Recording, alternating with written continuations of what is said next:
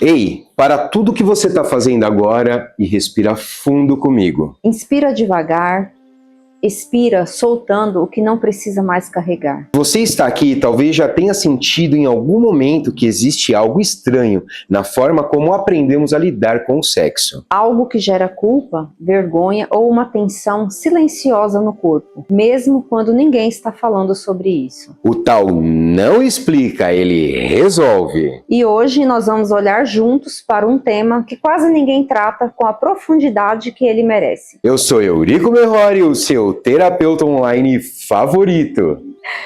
E eu sou a Gláucia, sua terapeuta online favorita. E nesse vídeo vamos falar sobre a repressão sexual e o sistema que, ao longo dos séculos, transformou o sexo em algo pecaminoso. E o mais importante, como essa repressão pode estar na origem de muitas doenças físicas e emocionais que as pessoas carregam sem entender de onde vem. Mas vamos olhar isso na visão da psicologia, da fisiologia e da psicossomática. E também pela sabedoria do Tao e da medicina tradicional chinesa. De forma clara, acessível e sem julgamentos. Porque muita gente sente que há algo errado com a própria energia sexual. Mas não sabe que isso pode estar relacionado a crenças antigas, culpa e repressão acumuladas. E o corpo eventualmente encontra uma forma de expressar o que a mente não conseguiu processar. Se você sente que esse tema toca algo dentro de você, fica conosco até o final. Porque o que vamos revelar pode mudar a forma como você se relaciona com o seu corpo e com a sua energia. Bora começar?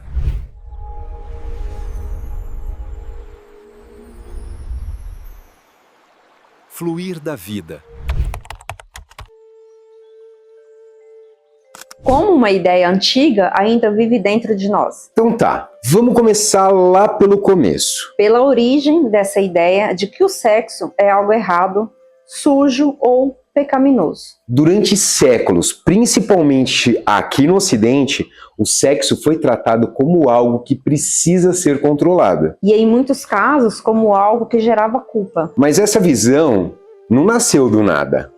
Ela foi construída ao longo do tempo, especialmente dentro de algumas tradições religiosas. Que associaram o desejo sexual ao pecado, a queda e a separação de algo sagrado. O corpo então passou a ser conhecido ou visto com desconfiança. E o prazer sexual muitas vezes como algo perigoso. Algo que precisava ser reprimido para a pessoa ser considerada pura ou moralmente correta. Mas o problema é que essa ideia não ficou só nos livros sagrados. Ela entrou na cultura, na educação e nas famílias. E foi sendo passada de geração em geração, muitas vezes de forma silenciosa. Sem que as pessoas percebessem, a culpa e a vergonha se instalavam no corpo. Como se o desejo natural fosse algo a ser combatido. E é exatamente aqui que começa o nó. Porque o desejo sexual é uma energia natural do ser humano. Quando essa energia é constantemente julgada ou reprimida, ela não desaparece. Ela só muda de forma. E o corpo, eventualmente, começa a sentir o peso disso. Muitas vezes, sem a pessoa entender de onde vem aquela tensão, aquela culpa ou aquele desconforto. Mas no próximo bloco, vamos ver o que os grandes psicólogos descobriram sobre isso. E como a repressão sexual pode se transformar em sofrimento físico e emocional.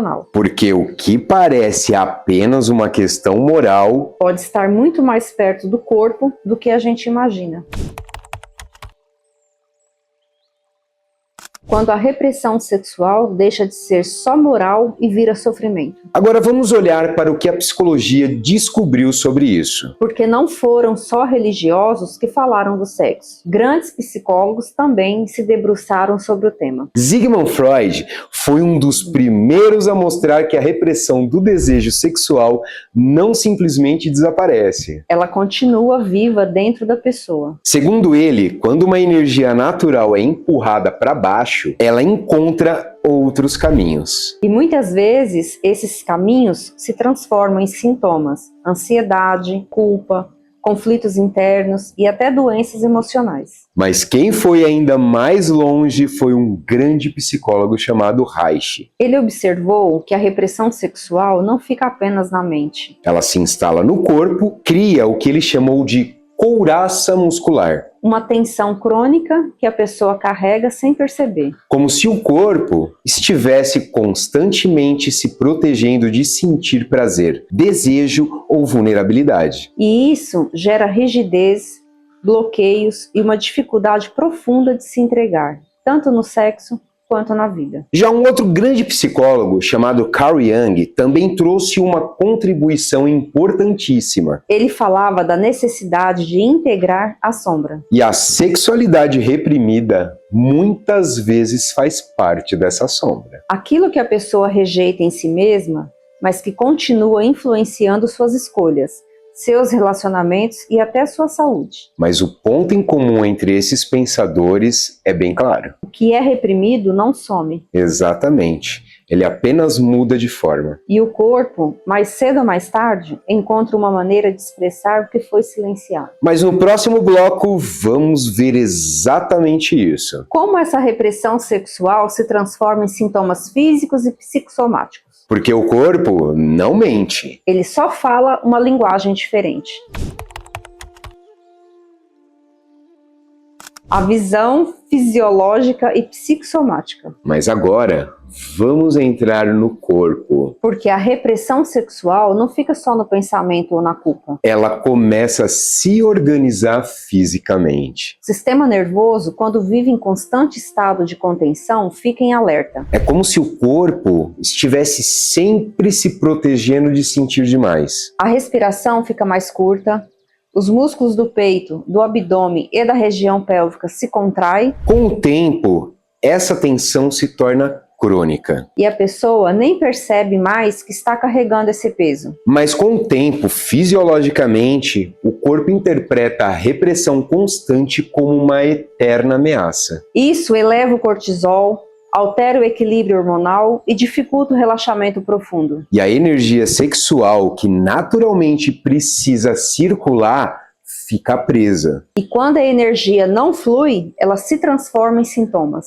E ela pode aparecer como ansiedade, dificuldade de se entregar, falta de desejo. Ou até como dores pélvicas, tensão muscular crônica, problemas digestivos e insônia. Na psicossomática, o corpo fala o que a mente não conseguiu dizer. Ele expressa de forma física a culpa, o medo e a vergonha de que foram silenciados. Muitas pessoas passam anos tratando só o sintoma. Sem perceber que a raiz está na forma como a energia sexual foi ensinada a ser contida. Mas o corpo não está contra a pessoa. Ele está tentando se proteger de uma dor antiga. Mas no próximo bloco, vamos olhar isso pela visão do Tao e da medicina tradicional chinesa. Porque na sabedoria oriental, a energia sexual não é pecado. Ela é considerada uma das forças mais vitais do ser humano. E quando ela é reprimida, o desequilíbrio se espalha por todo o sistema.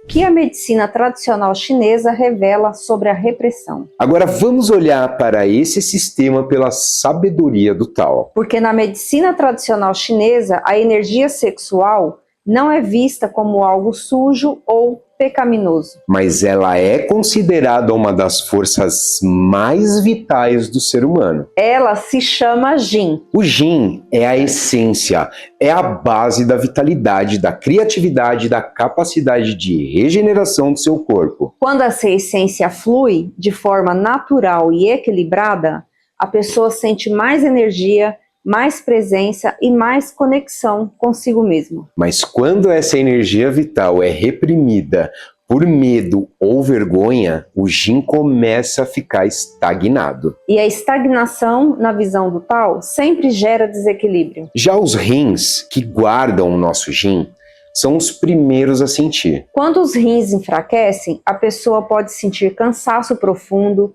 medo, insegurança e perda de vitalidade. Mas espera lá, o fígado também é afetado. Ele é responsável pelo fluxo livre da energia. Quando a raiva, a frustração ou a culpa sexual ficam presas, o Qi do fígado estagna. E isso pode gerar irritabilidade, tensão no peito, dificuldade de se entregar e até sintomas físicos. O coração que abriga o Shen, o nosso espírito, também sofre. Mas isso tudo é quando a energia sexual é carregada de culpa. O Shen fica agitado. E a pessoa pode sentir ansiedade, inquietação e dificuldade de se conectar emocionalmente. O Tao não pede que a pessoa reprima o desejo. Ele pede que ela aprenda a fluir com a energia de forma consciente e equilibrada. Porque quando o Jin e o Qi circulam livremente, O corpo inteiro se beneficia. e no próximo bloco vamos conectar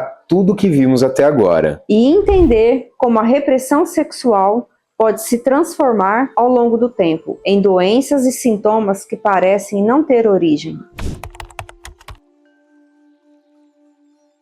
Ligando o corpo, a emoção e a energia. Mas agora vamos juntar todas as peças. Porque até aqui nós vimos a origem cultural, o que a psicologia descobriu, o que acontece no corpo e o que o Tao ensina. Mas aí é que está o ponto. E o que acontece quando tudo isso se encontra?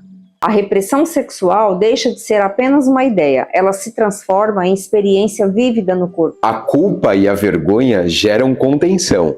A contenção gera tensão muscular e nervoso. Essa tensão, com o tempo, se torna crônica. O sistema nervoso fica em estado de alerta. O Qi estagna. O Jin, que é a nossa essência, começa a ser desperdiçada em contenção ao invés de fluir. E o corpo, que precisa de circulação e relaxamento, começa a sofrer. E é exatamente nesse ponto que surgem os sintomas. Pode aparecer ansiedade, dificuldade de se entregar, falta de desejo ou desejo excessivo e desregulado. Pode aparecer tensão pélvica, dores, problemas digestivos, insônia e um cansaço profundo. Ou uma sensação constante de que algo está preso e não flui. Muitas pessoas tratam esses sintomas isoladamente. Tomam remédio para ansiedade, fazem fisioterapia para a dor, tentam técnicas para dormir melhor. Mas raramente elas olham para a raiz energética